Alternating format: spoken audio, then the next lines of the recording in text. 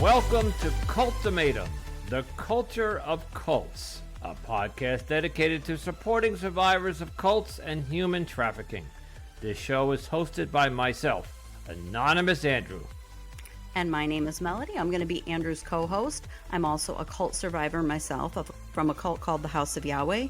I am a cult advocate and creator and administrator of a cult support group on Facebook called Cult Escape and Recovery.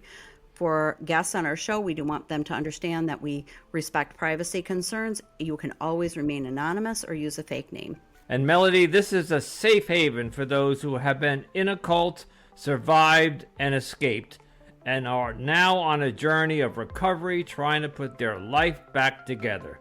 So join us as we learn together about the culture of cults. And Andrew, we also want to add a trigger warning that some episodes may contain explicit subjects including sex abuse, rape, human trafficking, suicide, and other potentially disturbing topics.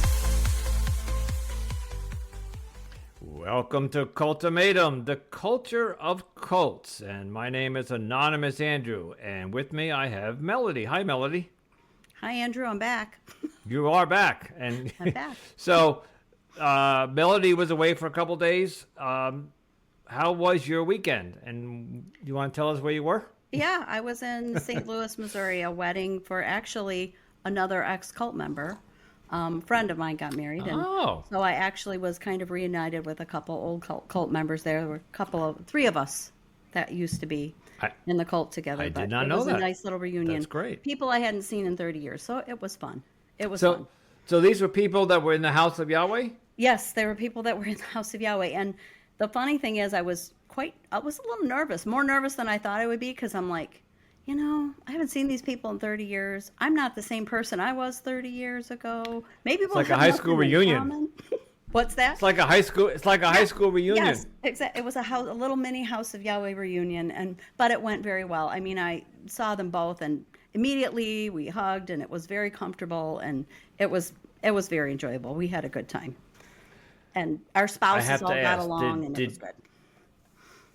Did you talk about the cult, or a little? Not a whole lot, but we talked a little bit about it. Just tads here and there about some of our memories. And actually, I had some video footage, some old video footage from back in the cult days, and I had sent them some clips before we went, which was kind of funny because one of them had actually said. His wife said to me, "Well, I'm really glad you sent those clips because he has really negative memories of being there, and he had actually forgotten that he actually really did used to at one time have fun there, and your clips reminded him of that. He'd forgotten that there were parts of it that were enjoyable." And he said he really enjoyed watching those old clips. And he did say to me when I was sending to me, how do you still have these? And I'm like, it just happens to be one of the things I've kept track of. I don't really know, because I've lost a lot of things through the years, but somehow I kept track of that. Yeah. Interesting. So it was fun. Okay. Well, you're back, and Yes. I'm glad you had a great time. And who do we have tonight? Who we've having got on the show? Mandy, and she was a member of Potter's House, CFM, and the CFM stands for Christian Family Movement, and it is different than the Potter's House out of Dallas, Texas. I think its main branch is in Arizona, but she said there are branches all over because, well, and she'll tell this in her story, but they pretty much almost kind of encourage people to get married young and kind of send them off to start new branches. And she explains that Right. as she tells her story in her interview, if you kind of remember. So so that's who we're going to hear. That's where we're going today. So Mandy's got a very interesting story, and she I will say what I really like about her interview too is that she is so excited to be out and figuring out who she is. And just listening to the excitement in her voice about simple things like movies and music. It's fun. It's fun hearing her level of excitement. And you see, this is why I like the dynamic of you and I, because I don't know what that's like, and you went through that, and it's just a perspective that I would have never. I don't understand. So Right. Anyway, Yes. it's I'm very happy for her, and let me shut up because I'm babbling like I usually do. Let's get on to the interview, okay? And we'll talk on the other side. Sounds good. Greetings and welcome to another episode of Cultimatum, a podcast about cults. And hello, Melody. Hi, Andrew. How are you today? I am doing great. It is Friday, finally. And our guest today is Mandy. Hi, Mandy, and welcome. Hi, guys. I'm so glad to be here. I'm glad you. I am so happy that you came here to share Yes. your story with us. Okay, so Mandy, tell us a little bit about yourself and the cult that you escaped. Yeah, of course. My name is Mandy, and I escaped the Potter's House CFM, Christian Fellowship Ministries. It is a worldwide cult with about 3,500, and their headquarters is in Prescott, Arizona. And I escaped in June 2018, so I'm going on about 6 years that I have my freedom. So tell us a little bit about how you got into it, and specifically maybe a little bit more about what this cult is. Yeah, of course. So, about. All right. Yeah. So I went in when I was 16 years old. I was a young teenager, and the way they recruited me was by having a haunted house that it was during Halloween, and I didn't know it was church affiliated or, cult affiliated. And so I went through it. They were able to get all my information. And because they were able to get my information, they use that as recruitment purposes. And this is the way they create their system, is by recruiting, and then training those that are recruited to do the same, which creates a cycle of birthing babies, which is creating new cults in cities and states and countries that they have now worldwide. And so they recruited me they got my information, my number, my address. So I'm a 16-year-old. Of course, I give it to them, just trying to get away to get out of this haunted house that was just ready to get out of there. And so for about the next 3 months, they harassed me. Like, I didn't know that then, but they would show up to my house. They would call me. They were nonstop knocking at my door, different hours of the day. But because they were so-called church affiliated, my parents didn't really my mom didn't really think it was something bad or something like a red flag. So right. I ended up going, 3 months later. They were still showing up at my house, still knocking on my door, still calling me.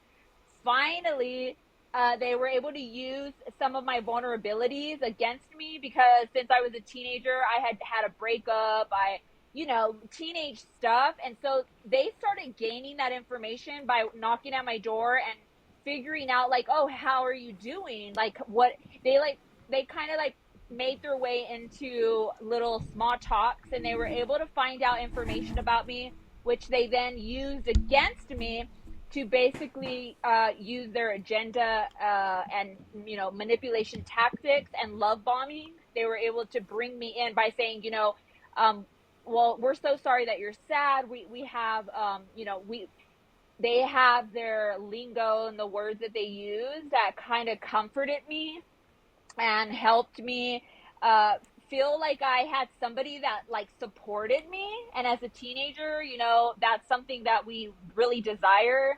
And they were able to use that. So I ended up going, but I didn't think I was going to keep going. I thought it was just going to be something like maybe a one-time thing, maybe once a month. But I quickly realized that you do not really have a choice to just go when you want, because they made it a point to let me know that this is not something that you do once in a while like a party. This is a lifestyle, and this is something that you must do in order to have salvation, in order to not go to hell, in order to not create curses in your life that's going to cause you to end up having a miserable life. And they basically would foretell your future, like, this will happen to you if you do not attend. So I ended up going, and they made me like say a lot of prayers and to get me really committed. I didn't have a car, so they would show up at my house to pick me up every time that their cult doors were open. They knew where I lived, so they would show up at my door. My dad quickly realized that something was wrong, but I was a teenager, so I didn't really care what my dad had to say. But I just remember now, looking back, that my dad really seen the red flags, and he was constantly voicing that, like, what's going on? They're calling you all the time. They're coming over to the house all the time. They would try to talk to him and try to recruit him, and he made it very quickly, like, do not talk to me, don't even look at me, I know something is going on. But he gave me my own choice, and I obviously chose to continue to be recruited, and I ended up staying in it for 17 and a half years. And wow. I was trained to become a cult leader's wife. They married me off at 17 years old. I was given over to a man that I did not know. I talked to him. I knew him for about 7 months. He was about 5 years older than me. They said my purpose in life was to get my own cult and a potter's house. Not me, of course, because women are nothing in that place.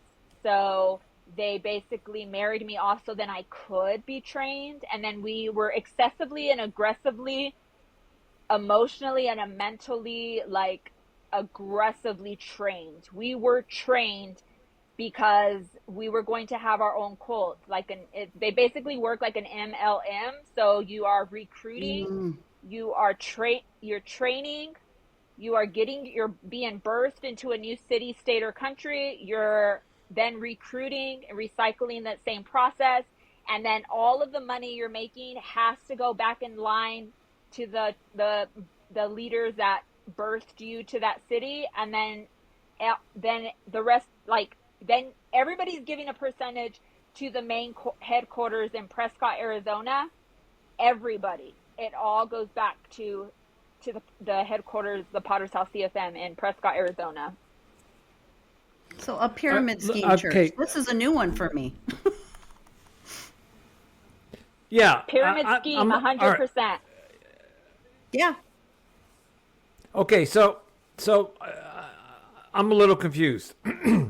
They recruit you. You go. So when you go to these meetings, were they at a church? Yes. Yes. Like, do they have? Was it okay? A building. What you use the term they birth you. So okay. Could you explain that? Yeah, is that like you give birth to children, or they birth you, meaning they're planting you. They're planting you. So it's these are the terms they're using. So if somebody's listening to this that has escaped the same cult, they know what I'm talking about. But they're planting you. They're planting you in different cities and states to have. And that's so you use the term birthing. Like they're birthing a new baby church in a city or state or country. Okay, now I get it. This is their own cult lingo, which, Andrew, we haven't talked about this yet, but a lot of cults have their own lingo. My cult had it too, and it's kind of like you only know the lingo if you're in the cult, and it kind of differentiates the members from the outsiders. So when it's like a way of knowing who's part of the cult without being obvious about it because of the way that you talk.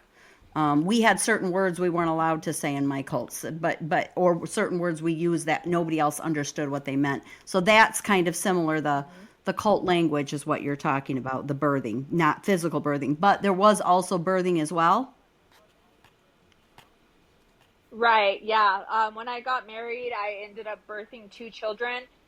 They love in-house, so they love you to have, they want people to get married. They're trying to marry you off as quickly as possible. That's why they married me off at 17. And then you're like having babies so that you can have in-house, so you can, so they can train the babies. So by the time that, especially if you're a boy, by the time the boy turns about 13 years old, he's already being trained and discipled to be a cult leader, pastor. So by the time he's about 16, 17, he's getting married. And then by 18, he's already being birthed and sent out and planted into another city to start recruiting in that city. Wow. So they began. Yeah, I'm speechless. I'm like, wow. So go ahead, Andrew. You use the term cult. Like you said, you're birthing a new cult in a new city, but they didn't call themselves a cult, right? Of course not. No. Okay. All right. I'm sorry, Melody. Go ahead. Oh, that's okay. I was just going to ask. So, how old were your children when you left? Did you leave before your children were teenagers? My son was already beginning the discipleship process at 13 years old. That's one of the reasons that woke me up, was I started seeing them aggressively begin to train my son to become a pastor. Okay. And that's like months after that, it started getting really bad. And it was like they could abuse me emotionally, mentally, psychologically. I'd already been taking it by that point for so long that, like 16 years or 16 and a half years. So it was like, it was normal to me. I was used to it, unfortunately. But when I began to see them do this to my son, who I loved this child more than anything, because he was the reason probably that I hadn't become unalive, honestly. And so when I seen them begin to do to him what they had done to his father and to me, I was like, I couldn't take it. I couldn't witness it. I couldn't watch it. Oh, okay. One question that I have that I would think might seem a little obvious, but you got married at 17, and I don't know what state that was, but what did your father have to say about that? Like, he was okay with that? No, he was not okay with that. He didn't even want to come to the wedding. In the state of Texas, I was considered a child bride, but you are able to get married if a parent signs for you. So my mother, because she had believed that they were a church, and they basically were telling us that this is a really good thing for her. This is going to help her stay out of trouble. This is going to help her have a better life. She's going to be really stabilized. We're going to help her be a good woman and a good wife, and eventually a good mother. So my mom thought it sounded okay. So she signed for it. And I mean, I have another question about the marriage, Mandy. Did you have a choice in who you were marrying? Did he choose you, or you chose him, or was that forced upon both of you, or just forced upon you, or? It's not forced. This is the way they can get away with it. But by then you're brainwashed and manipulated so bad that you think it's your choice. But basically, the cult leader, the pastor, told the man to pick me for him, and so he began to talk to me on my 17th birthday. That's when he started basically letting it be known that he was going to be the one to marry me. And so he was the one that 7 months after that we ended up marrying. So what does he do? Is there any courtship? Is there any? Do you go on dates, or this is just? You're laughing, but I'm wondering in my mind. did they just they say to this man, that woman is going to be your wife, and in 7 months you just get married, or do you guys go to the movies or go on a date, go roller skating? I mean, well, you're not allowed. There are many rules. You're not allowed to be alone with them. You're not allowed to hold hands. You're not allowed to touch. Of course, you're not allowed to be intimate. You're not allowed to. We weren't allowed to go to movie theaters. We weren't allowed. There was a lot of things you can't do. So basically, all we could do was sometimes talk on the phone, and sometimes we would be able to like go out to eat, but we could never go out to eat by ourselves. There always had to be somebody with us. So you're not really getting to know them very well, and then you get married. And so the point is you're going to get to know them after you get married. Wow. Yeah, obviously. So you don't even know if you're compatible yeah, until. Wow. Nope. Yeah. That's a pretty extreme teaching. Were you, I hate to ask this, I'm just curious, but this is why Melody and I, she said before, we have different go for it. Points of views or different questions. Were you attracted to this man? You know what? I think now looking back, I had been taught what you're basically told, like, this is what attraction is. If he is in this cult, is he a hard worker in the cult? Yes, look at him. He just slaves away doing all the things of God. This is what you want in a man. And so he had all those traits. So his physical appearance meant nothing. It was more of his characteristics in the cult or in the church. Yeah, so these are the traits that you must look for. So he had them all. Right, just someone who was devoted to the cult, the group, and the leader. Right, yeah, exactly. If he had to be devoted to the leader, because little did I know the things that were coming after. If you weren't devoted to the leader, it'd be easier for you to basically spin out and walk away. They don't want that. So the man has to be 100% like the leader is his God. Okay, another question that might seem obvious is what you mentioned: finances, like the money had to go back into the church. Where was money coming? Did he have it? Your husband have a job? Did you have a job? Were you allowed to work?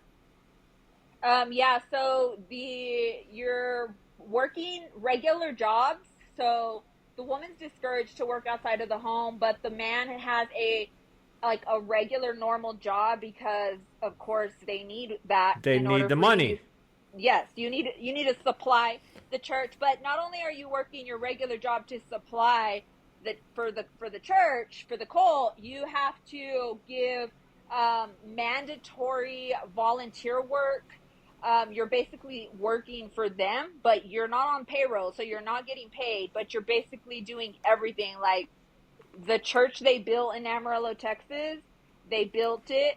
The men of that cult built it themselves. Like no professionals. They did it because they didn't pay nobody.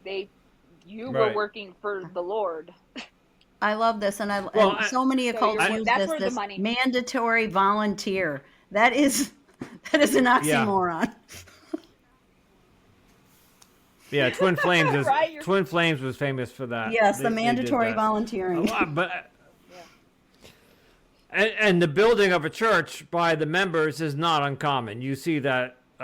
Right, that is true. Around the world, yeah. Yes. Even villages get together and build churches, use manual labor, because among your congregation, you're going to have a carpenter, you're going to have a plumber, you're going to have an electrician, you're going to have somebody who has the knowledge, a mason, all that stuff, right?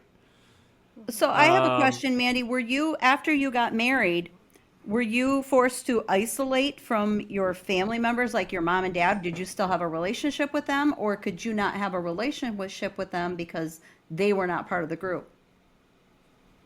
As soon as I went in and started going heavily to this place, it was very quickly realized that the outsiders and unbelievers, even especially your own family, and unfortunately, especially my father, because he's seen the red flags. I was completely isolated from them. My mom would go sometimes just because, again, she thought it was a regular church. And if you're a regular member of the church, like if you're only going like twice a week or once a week on a Sunday, you have no idea that this stuff is going on. You actually go and sit there and think it's a normal church. Like, oh, okay, people are happy. But we're taught, like the members are taught to how to look, how to act, how to behave, how to discipline. Yes. Discipline our children, which does include physical abuse, to keep our children in line so that we can have the model family, so that when people come in, they see that and they want that. And so that will help us recruit them. And so my mom had no idea that all of this stuff was going on. It wasn't until I walked away and her jaw dropped. She could not believe that I was walking away. And I had to tell her some details. And when I sat over for lunch and had to share those details of what had been going on, my mom cried and could not believe that I had kept this stuff from her. And she just kept telling me, why didn't you ever tell me? And I was like, I couldn't. We were taught we could not open our mouth and speak against this place. We couldn't speak about the leaders, or not. They told us we would be cursed, we would die, we would go to hell, we would be cursed with cancer, all our money would be taken away from us. There was just so many things that would have happened to us. So we were scared. So if you're a regular member, you don't have no idea this stuff is going on. So how do they separate you from the regular members? And isn't there... It's not an actual physical separation. Go ahead, Mandy. No, I get that. I'm just... What it is, Andrew, is you're not privy, from being in a cult, you're not privy to the inner layers of how that place is run and what's going on, and the inner layers of that onion. When you first come in, you're on the outer layer of it. You don't know all of the craziness until you start getting deeper and deeper into it. And by the time you start seeing the craziness, you're usually pretty deep into it, up to your neck. Like in Mandy's case, married, probably with children, before she was seeing it for what it was. Right. And by that point, you don't feel like you have a way to get out, because I'm a woman. I don't have a job. At that point, I got married before I even graduated high school. They didn't even encourage me to finish school. So they just married me off, and I didn't have resources. I didn't have finances. I mean, the way that I was able to get out finally, I was able to get in contact. Well, one way that I was able to leave was I had a sister that was outside of the cult that I had been isolated from, and thankfully she hadn't disowned me, and I gave her such a hard time because she was an outsider, an unbeliever, and I chose that church, that cult, those people over her. But when I needed her, when I escaped, she was there for me. She took me in. She took me and my kids in when I went through the separation and eventually the divorce process, and she took me in, and I was able to start a new life hours away. I moved hours away because I didn't want to be near the people, even though I was completely shunned. They were still trying to talk to my mom to gain information from her about me. Where was I? What was going on in my life? Were you able to get away with your children? Yes. Okay. Yes, go ahead. So was it like you just packed up in the middle of the night type deal? Like you call your sister and say, I need help, and you get it. She picks you up, and you take the kids with the suitcase, and you. I mean, is it as simple as that, or was there? The night before the night that I knew I wasn't gonna go back, I walked out as if I was gonna come back so that nobody would know, and then me and my ex-husband, we both left. We chose not to come back. And then the minute they knew we were not coming back, they cut us off. They shunned us. Nobody could talk to us. there was a friend of my ex-husband's that knocked on our door to try to get us to go back. But by that point, I was already so furious, and I seen and knew what was taking place that I just didn't even allow the time and space for him to try to convince us. And they still try to like text and try to get us to go, and they removed the cult leader because we went through like 4 cult leaders, because they'll just basically throw them around, especially if they have violations or if they've done things under the rug, like that they won't tell anybody. They'll just transfer them over to another church in another city, in another state. And then they'll be like, hey, you got a new pastor this week. And we're like, oh, well, what happened to the other one? And they won't tell you. And then now you're under this guy, and now you have to obey this guy and submit to this guy. And so when I left, they thought I left because the cult leader, which that is one of the reasons why. And they were like, oh, well, we're going to get rid of him, so you can come back. And I'm like, do you not understand that it's deeper than that? Like, the whole system's fucked up. It's not just a man. It's everything. Right. So your husband voluntarily left as well? Did you have a conversation with him? Yeah, it was like a slow process because he was starting to see things because he was a man and because he was high up in the ladder and the pyramid thing. He's seen things that I didn't, and he would come home and say, I'm not supposed to tell you this, but I have to tell somebody. And he would start telling me things, and I would get furious because I was like, I can't believe this is going on. Like, there's things that the men knew, but they were like, you were not supposed to tell your wife, but he did. We had a pretty good relationship, and so he was a kinder person than the other men. Like, I knew some of the other wives, and their men were like, their husbands were scary, crazy, but I just remember thinking, dang, I must have like a little bit kinder version of a man here, because he came home, he would tell me like this and this is going on. I don't know who to talk to. And there was times where I would try to go up the ladder and talk, because they would supposedly say, if you have, something that you want to share to the leader above them, you can go to them.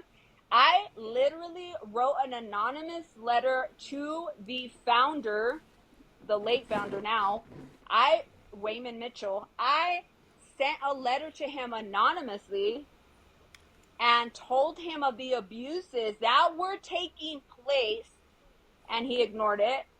So then I called up his grandson, because his grandson was in Gallup, New Mexico, and he was one of the top men that you could talk to. So I called him up. I was panicking. I was shaking because of circumstances that was happening. And I was shaking. I had anxiety because as a woman, you're nothing. To talk to a man is scary. So I was like, I'm just going to do it. And I called him. He was on the phone with me for literally 60 seconds and hung up on me because, 1, I'm a woman. 2, go talk to your leader. Don't talk to me. Go talk to your leader.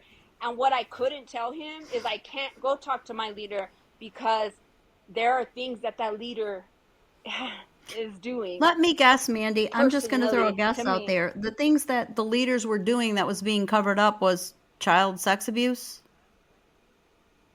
It was like violations I'd never seen child sex abuse, but the violations personally for me, it was just like the grooming process of trying to have a relationship with me. And it was just very vulgar, and like my own ex-husband would tell me what I seen. Like, I would try to tell myself it was in my head because, of course, you can't speak against the leader.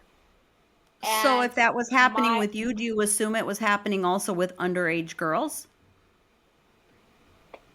I feel like that's probably one of the reasons why this specific cult leader was transferred to our location, because when he was That's what I was wondering. That's exactly what I was getting at.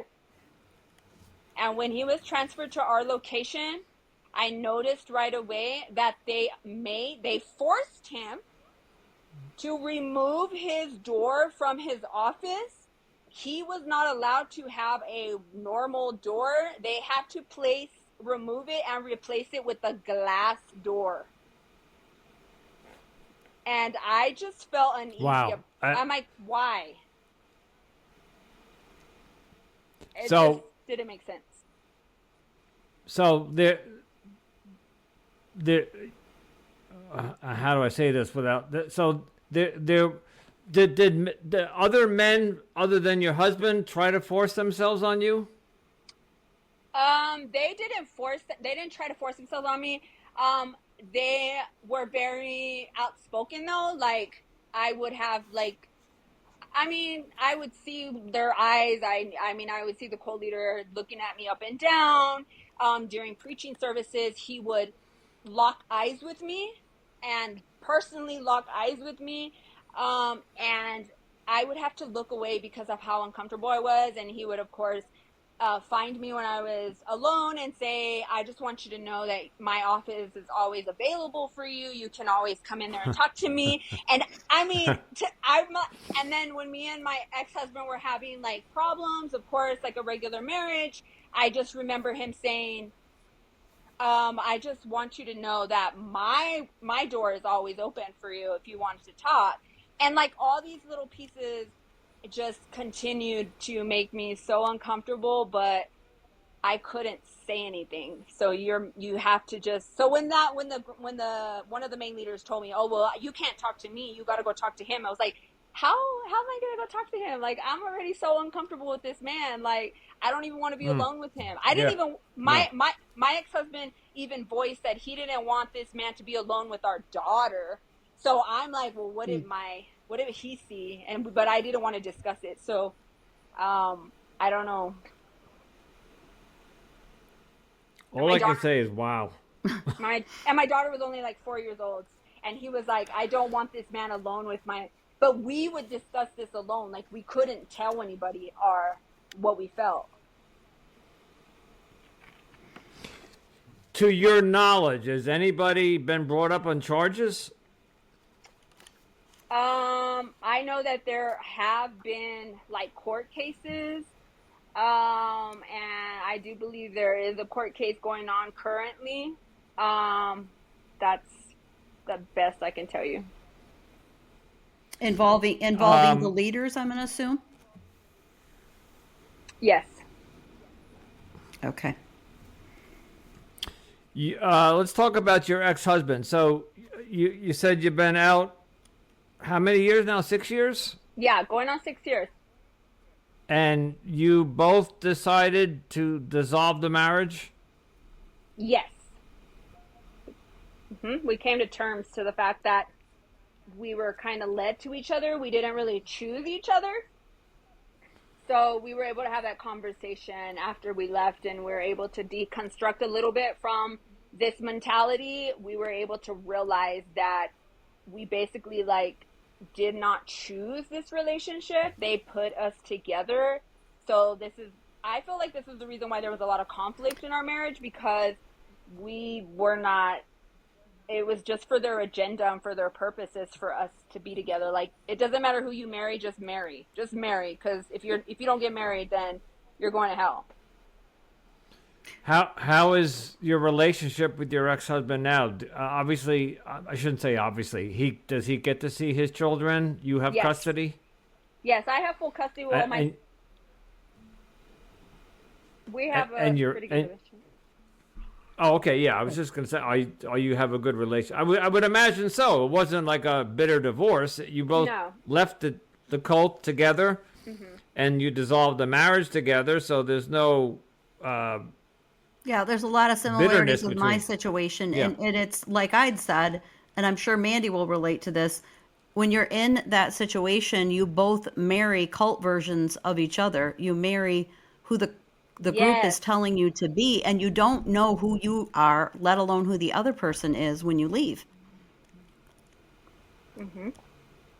Exactly. Yep, you have to find yourself, and then you're looking at the other person like, are we compatible?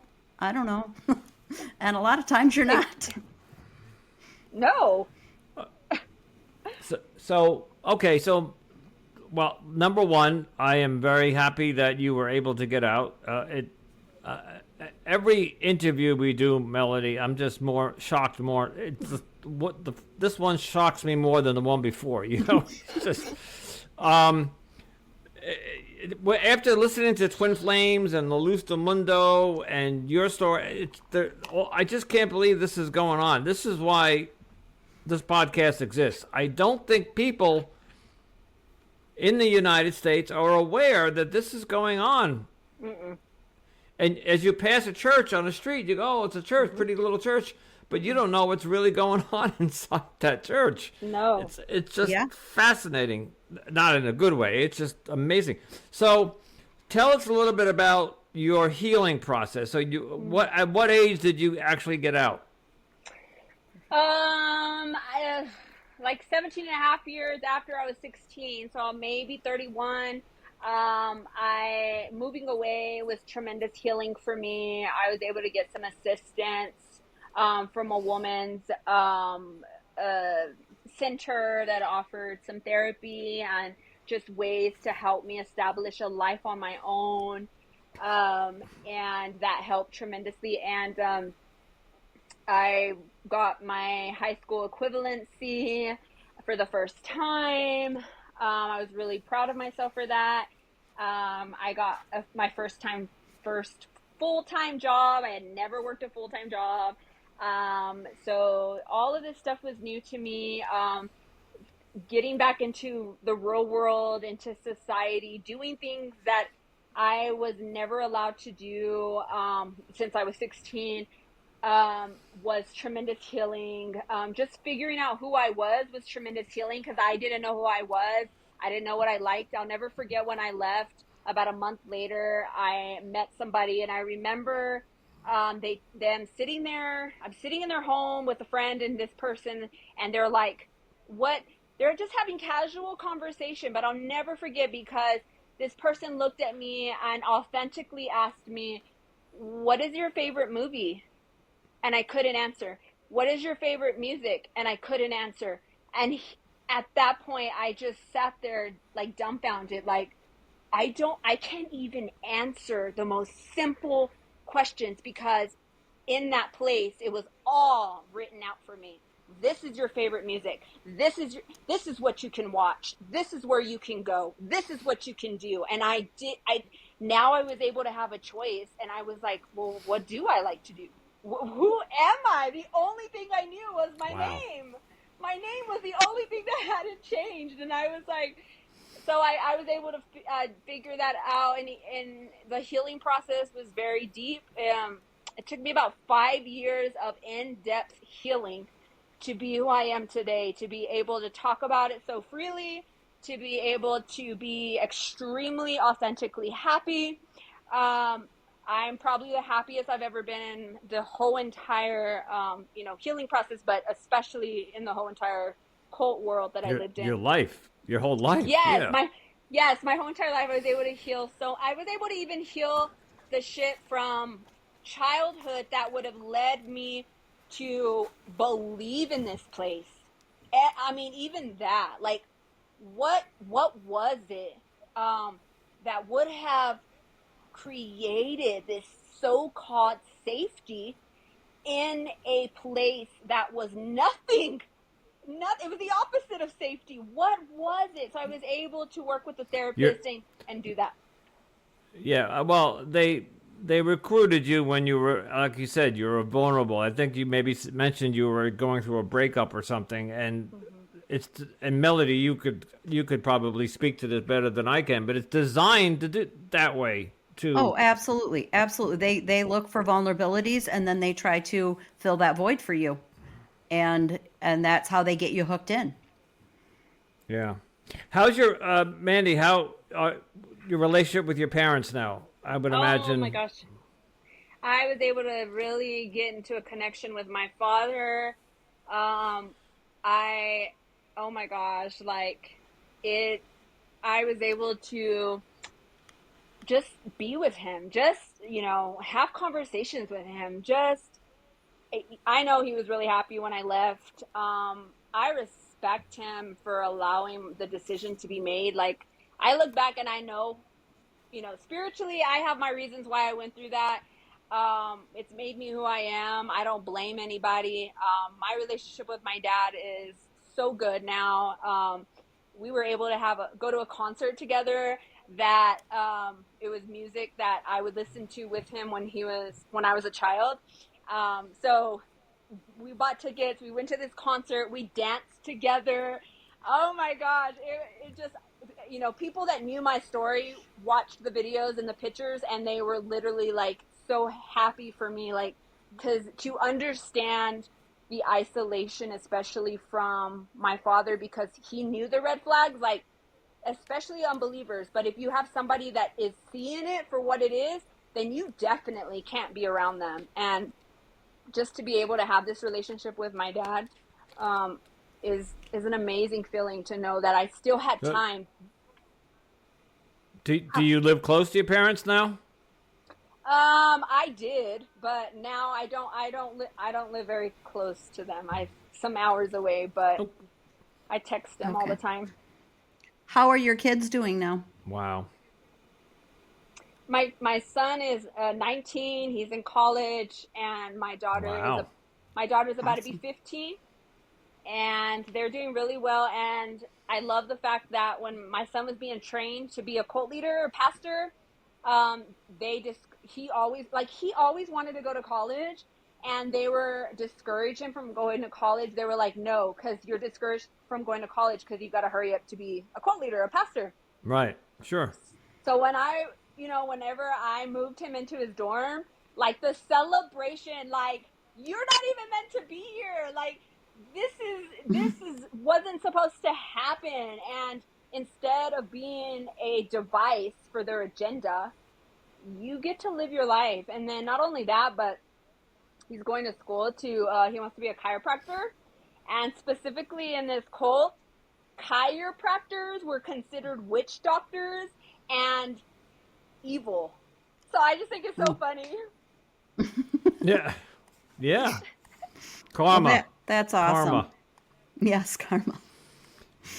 Karma. Mandy, I thank you so much for sharing this story and your healing journey. I can hear Melody. I can hear in her voice the happiness. Oh, the celebratory. Yes, now. Yeah, you can hear it. You can hear it. It's loud and clear. It's there. I love it. Hey, Mandy, I have a question for you. What's your favorite movie? I absolutely love psychological thrillers. Oh, a genre movie. Okay, great. All right, but that was. I obviously asked that to be funny, but to hopefully know that you have been able to go out and see movies, and that you have. Yeah. I love thrillers too. They're one of my favorites. Yeah, yes, I love especially the ones that have the twists and turns, the endings you don't expect.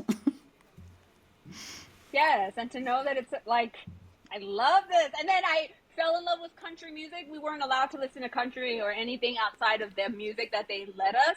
So when I left, I fell in love with country. I was able to go to a Kane Brown concert. Like, that's all. I love him. All of his memories and first time celebrations that I got to have, like my first cocktail, my first tattoo, my first bikini. Wow. We weren't allowed to wear bikinis, so I went to the beach in a bikini, took pictures in a bikini. I was like so excited. And I can imagine that social media was a ban too. Like, you couldn't be on Facebook or. Yeah, like I was on Twitter anonymously, and then I started. Then they would preach sermons after sermons to make you feel bad. Like, you better not be on Facebook, you better not be on Instagram, you better not be on Twitter. So Could you have cell phones? Yeah, we had cell phones. I mean, I'm pretty sure half of those men were addicted to porn. So, I'm like, come on. Like, it's just,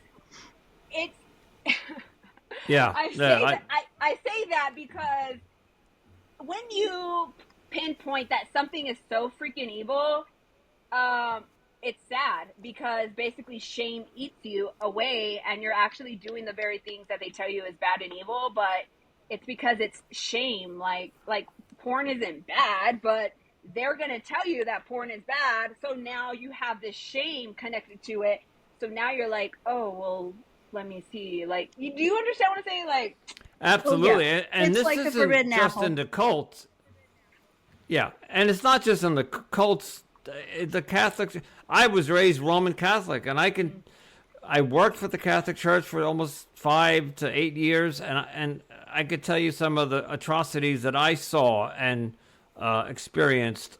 So something as big and accepted as the Roman Catholic Church has their own, as you know, the priests were for years, going back to the 50s and whatever, molesting altar boys, and even in the Hebrew religion, the big and that could be a topic for another podcast, right?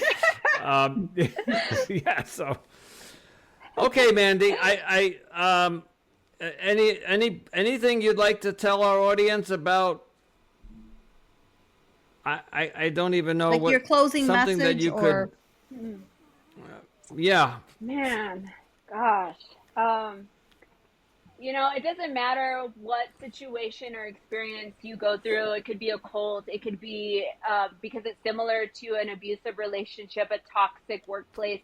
I mean, it's a lot of similarities, and I feel like Christianity in general, what to me now, it was a representation of an abusive relationship. You have a man who supposedly did A, B, and C for you, so now you must do all of this for him to show your worthiness, and if you don't do it, you're not a good person, and there's punishments. And so that can be very similar to something else. It doesn't have to be a cult. And just, I know that it doesn't matter your experience, there is like life after that. Like, because when I left this place, I could have went into a psych ward. Like, I could have went into, my mental health was so low, and I just know that me being able to stand here right now and share my story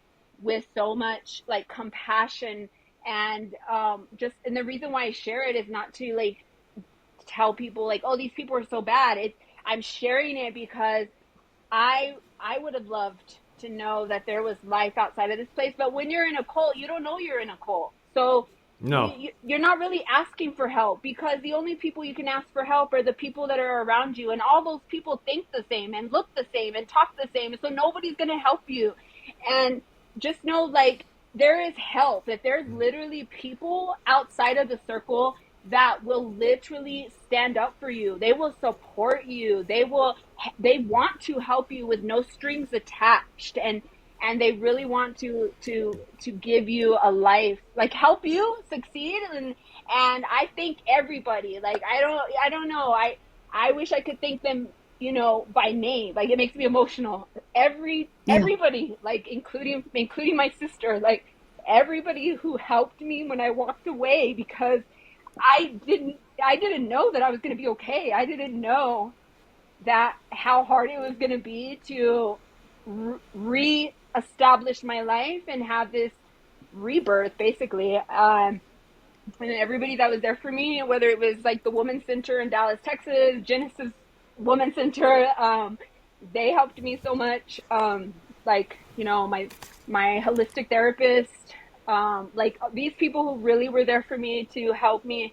There are people that want to help you, like, and they're not in that circle. Usually they're not in that circle. And you know what I love about that message, like, Mandy, is that all of these groups tell you that there's nobody good out there and that there's nobody's going to help you. Mm-hmm. That they almost drive that into your head. So that's why you're so scared when you leave, because you don't think there's any help out there.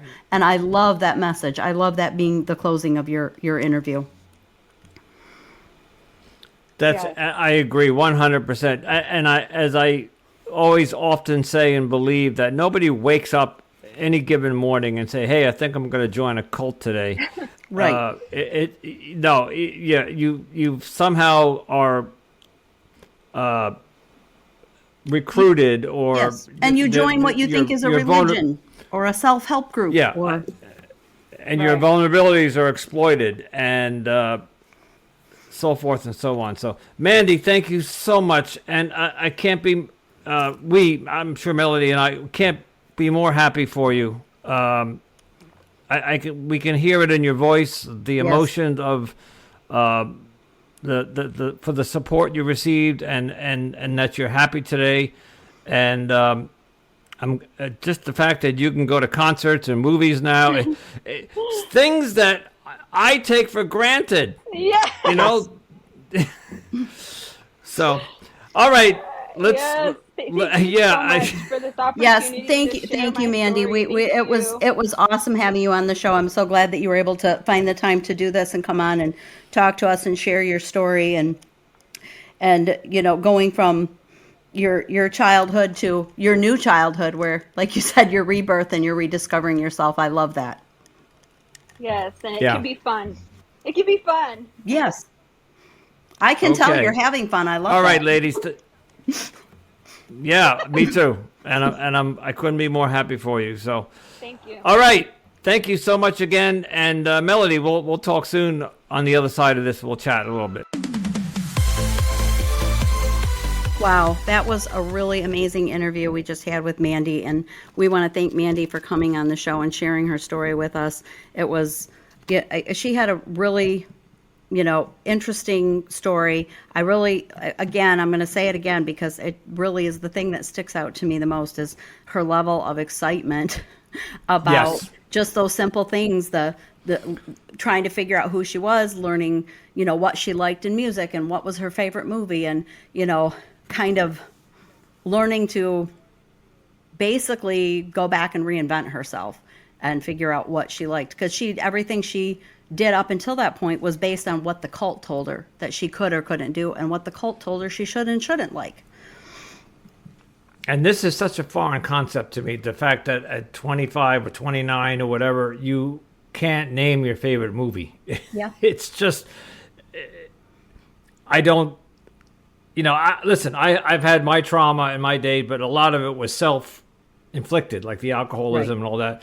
And I missed out on a lot in life, but the beautiful things in life. But simple pleasures like going to a concert or going to a movie theater, I take for granted. And it's just to hear somebody like her who hadn't experienced that in her first 30 years of her life, I'm happy that she's out. But it's just sad that people in cults have to go through this. So. It's one of those things that just shows you the level of control that these organizations have over people. They reach into every aspect of your life, even those small little things that while you're there, you don't even think about it. It's not until retrospect that you're like, wow, I don't even know. I don't know what I like. I don't know how I should dress. I don't know. I don't know who I am. Yeah, exactly. Yeah, exactly. Interesting. All right. And so to our audience, if you are enjoying this podcast, we urge you to, if you're on Apple Podcast or Spotify, please leave us a review. 5 stars would be nice if you'd like. Yes. Just go down to the bottom of Apple and maybe share this podcast with a friend. If you are out of a cult and you have friends, like Melody went to a wedding this weekend and she met up with some ex-friends. I hope you told them about the podcast. Wink, wink, nudge, nudge. Yes, I did. Yes. Good. But I'm kidding. But to the audience, please share this with anybody that you might know that is struggling, because we're here to try to support and help you as best we can. Absolutely. So. And you can also show your support by joining us on our Facebook page as well. We have a Cultimatum Facebook page, so come join us there as well. All right. And all that information will be in the show notes. Absolutely. All right. As well as our email. All right, Melody. We'll talk to you next week. Yep. Sounds good.